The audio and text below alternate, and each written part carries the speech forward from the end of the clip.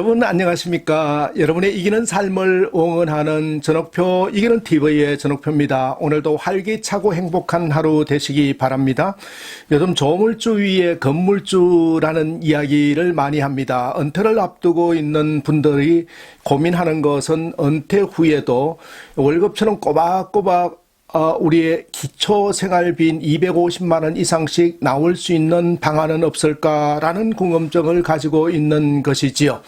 은퇴 후에도 우리가 월급처럼 250만 원 최저 생활의 기본적인 부부 생활에 들어가는 평균 250만 원의 수익이 꼬박꼬박 나올 수 있는 구조를 어떻게 하면 30대, 40대, 50대부터 그렇게 철저하게 준비를 할 수 있을까에 대하여 여러분하고 통찰을 나누려고 합니다. 전옥표 이기는 TV에서는 은퇴를 앞두고 고민하고 계시는 분들에게 은퇴에 대한 준비에 대한 팁을 드리고자 나름대로 여러 가지 컨텐츠를 준비했는데 오늘은 은퇴 후에도 월급처럼 꼬박꼬박 250만 원, 200만 원 이상씩 월 수익이 생기는 그 구조를 어떻게 만들까에 대하여 여러분하고 같이 이야기를 나누는데 영상 끝까지 꼭 시청하셔서 전옥표 이기는 TV를 통해서 이기는 삶을 살아가셨으면 좋겠습니다. 은퇴 후에 정말 고민되는 것이 경제적 독립이지요. 이것은 30, 40대부터 미리 준비해 두셔야 되는데요. 월 200만 원 이상씩 소득을 계속해서 올리려면 이것은 물론 뭐 연금이라든지 다른 거 말고 우리가 기본적으로 올리는 그 구조를 만들려면은 30대 후반 40대부터 철저하게 준비해 나가야 되지 않을까라고 생각을 합니다. 우선 시리즈로 말씀을 드릴 건데 오늘 첫 번째 시리즈로서는 세 가지 팁을 말씀드리겠습니다. 은퇴 후에도 연금 자산이라든지 다른 거 말고 내가 근로를 인해서 버는 거 말고 우리가 월 200만 원 이상씩 250만 원 정도 수준으로 계속 꼬박꼬박 수입을 만드는 방법은 없을까요? 그 부분에 대해서 같이 얘기를 나누겠습니다. 그 첫 번째 팁이 되겠습니다. 첫 번째 팁은 제가 이렇게 적어봤습니다. 결국 대체 불가능한 나를 만들자라는 것입니다. 우리는 직장 생활을 하고 또 회사를 다니고 여러 가지 사업을 하면서 최고를 지향합니다. 최고를 향해서 가는데 최고가 중요한 것이 아니라 직장 생활하는 사람들 한 1,800만 명에서 한 약 2천만 명 정도 되는데 그중에서 그분이 정말 유일하신 분이야. 내가 유일한 나, 대체되지 않는 나를 만드는 것, 그것이 제일 중요하다라는 것입니다. 여러분 한번 생각해 보세요. 아침에 밥 먹고 출근해서 퇴근하고 직장에만 매여서 계속 생활하는 이런 유형은 보통 제너럴한 일반적인 것이죠. 그런데 좀 특이한 나를 만드는 방법이 있지 않을까요? 그것은 뭐 여러 가지 부분에서 우리가 통찰을 얻을 수 있습니다만은 예를 들어 보면은 인사부서에 근무하는 사람이 세무 공부를 해서 일반적인 사람의 수준으로 세법에 대해서 부동산세 또 임차 뭐 관계라든지 이런 것들에 대해서 나름대로 쭉 설명해 주는 이런 잡을 갖는다든지 그러면 벌써 인사부서에 근무하는 일반 제너럴한 직장인에서 세법을 공부하고 세무를 공부하는 전문성으로 올라갔기 때문에 2천만 명 중에서 200만 명 속에 들어간다든지 대체되지 않는 나를 만들어가는 것이죠. 대체 불가능한 나를 만들어갈 수 있다라는 것이죠. 또 인사부서에 근무를 하면서도 자기계발서를 미리 준비를 해서 면접 가이드라는 책을 집필해서 매월 또 인쇄를 꼬박꼬박 받아서 나름대로 또 강의도 다니고 해서 월 수입이 250만 원 이상씩 받는 사람도 볼 수가 있는 것입니다. 또 마케팅을 전공한 분들 속에서는 대체 불가능한 나를 만들어 감으로써 결국 인터넷 강의 컨텐츠들을 계속 개발해서 퇴직하고 은퇴하고 나서는 인강을 통해서 그래서 만 원에도 컨텐츠를 팔고 10만 원에도 팔고 해서 한 달 수입이 200만 원 이상 구조를 만드는 부분을 보았습니다. 여러분 어떻습니까? 대체 불가능한 나를 어떻게 만들 거냐라는 부분에서는 나한테 계속해서 지속적으로 투입을 해야 되겠죠. 두 번째 팁입니다. 우리가 한 달에 월급 말고 200만 원에서 250만 원의 수익을 계속 올리려면 두 번째 팁은 제가 이렇게 적었습니다. 바로 건물주에 도전하라라는 것입니다.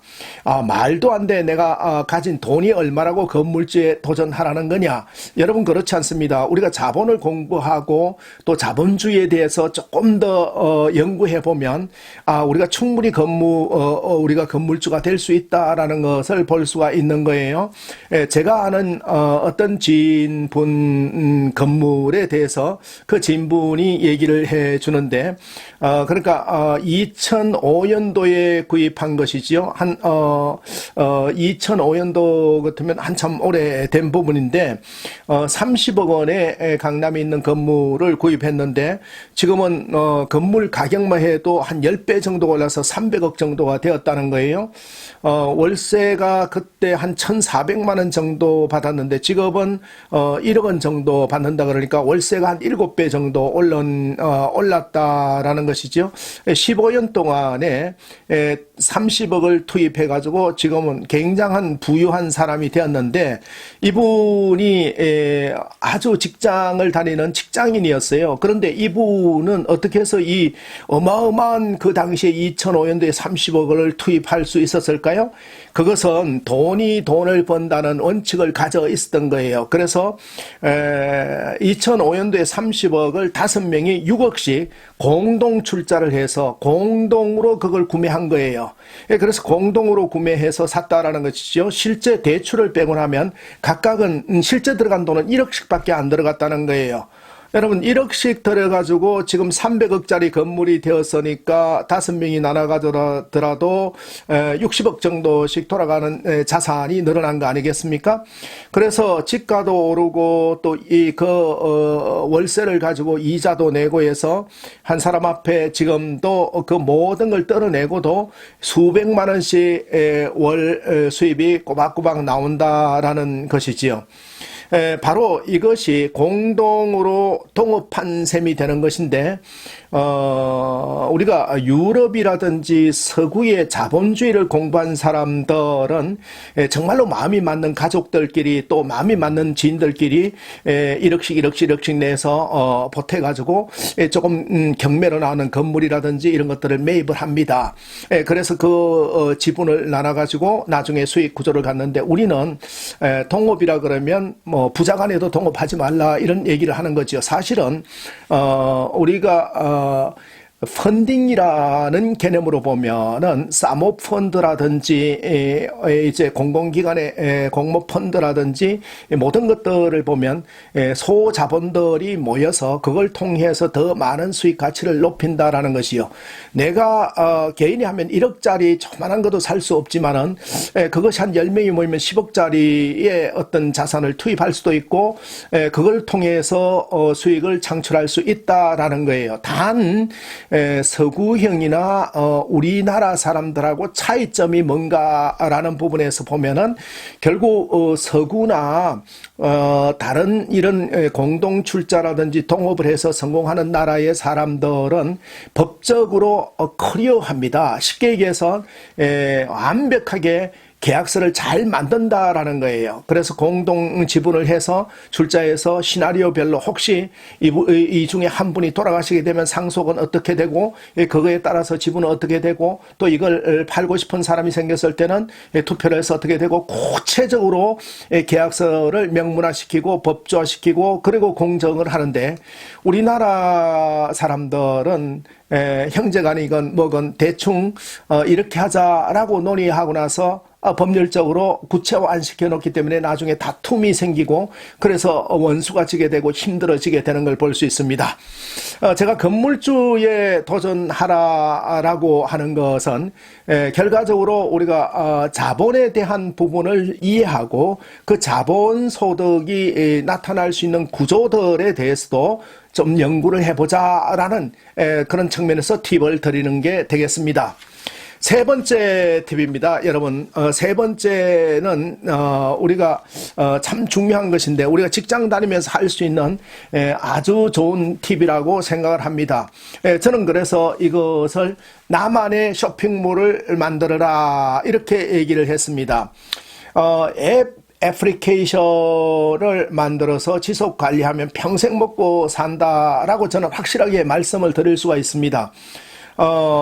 이때 중요한 것은 이제 발상의 전환인데, 앱 어플리케이션 쇼핑몰, 내 이름을 걸고 쇼핑몰 만드는 거 굉장히 쉽습니다. 요즘은 뭐 그렇게 어려운 것도 아닙니다. 앱 호스트라든지 앱 개발자의 조금 도움을 받는다 그러면 누구나 쇼핑몰을 만들 수 있고 또 거래를 일으킬 수 있는 것이지요. 그 세계적인 글로벌하게 거래를 할 수 있는 것이고 자본도 그렇게 많이 들어가지 않습니다. 단 여기서 굉장히 중요한 것은 얼마나 내가 발상의 전환을 가지고 있고 창의적이냐라는 것이에요. 그래서 우리가 직장을 다니면서 쇼핑몰을 만든다는 그 발상을 가지고 연구하고 관심을 갖다 보면은 미래에도 이 쇼핑몰이 계속 월 수입을 만들어주는 걸 볼 수가 있습니다.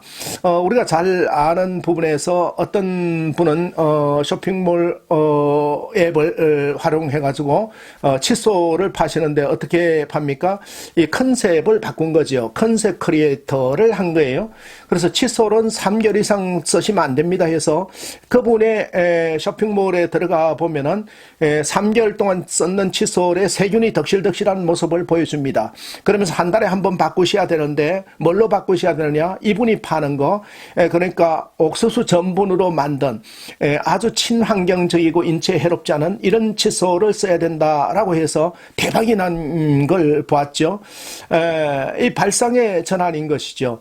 칫솔은 3개월 쓰는 것이 아니라 한 달마다 바꿔야 됩니다. 라는 컨셉 얼마나 좋은지 모르겠습니다. 또 우리가 잘 아는 부분에서 그 쇼핑몰의 애플리케이션을 이용해서 돈을 많이 버시는 분들을 보면 반려동물의 도움 앱이 있는 것이죠. 그래서 반려동물에게 이런 앱을 통해서 가이드 해주고 헬퍼 역할을 함으로써 좋은 수익 구조를 만들어가는 걸 볼 수가 있습니다. 또 뭡니까? 요즘 뭐 코로나19하고 또 방코 아이들이 공부하기도 힘들고 이런 상황에서 어떻게 합니까? 잘한다 선생님이라든지 뭐 방문 도움 앱이라든지 이런 다양하게 이런 것들을 개발해서 결국 쇼핑몰의 하나의 SNS의 디지털화된 이러한 뉴노멀 시대의 앱 어플리케이션으로 돈을 버는 경우를 많이 볼 수 있습니다. 이것은 직장 다니면서 충분히 우리가 연구하면은 가능한 것이고 앞으로 이런 것들이 많이 생성될 거라고 판단이 됩니다. 우리가 직장 다니면서 가지고 있어야 될 것이 세 가지가 필요하다라고 얘기를 하는데 여러분 뭔지 아십니까? 그것은 첫 번째로 블로그 하나씩은 가져 있어야 된다라고 얘기를 합니다. 나는 직장 다니면서 SNS가 뭐건 뭐 아무것도 안 해. 그러면 안 됩니다. 우리가 시대를 앞서가야 되는데 내가 잘하는 블로그 단 한 명이 댓글을 달고 단 한 명이 회원으로 보더라도 블로그 하나씩은 가져가면서 나중에 장기적으로 이 블로그를 통해서 먹고 살 수 있는 구조를 만들어 놓는 거 이거 굉장히 중요하다라는 것이고 두 번째는 앱 쇼핑몰입니다. 내 이름으로 안 해도 됩니다. 우리 자녀 이름이든지 아니면 집에 있는 애기 엄마 이름으로 한다든지 그 앱 쇼핑몰 하나를 만들어서 차근차근하게 키워나가는 거 이거 굉장히 좋고 또 많은 정보들을 제공함으로써 고객단들을 확보해 놓는 거 이거 굉장히 중요하겠죠. 그리고 세 번째 직장인이 해야 될 부분은 SNS라는 것이지요. 우리가 SNS 계정을 많이 가질 필요는 없지만은 트윗을 한다든지 페이스북을 한다든지 아니면 뭐 여러 가지 어플리케이션들이 많이 형성되어 있기 때문에 그런 것들 카카오 계정을 한다든지 해서 이런 어떤 부분들을 만들어가는 것 직장 다니면서 이 세 가지를 잘 구축하면서 가다 보면은 우리가 월 200만에서 250만 원의 월급 외에 연금 외의 수익을 꼬박꼬박 창출할 수 있는 부분을 확실하게 되는 것입니다. 여러분 도움이 되셨습니까? 전옥표 이기는 TV 구독자가 아니신 분들께서는 구독해 주시면 더 좋은 컨텐츠로 응원해 드리도록 하겠습니다.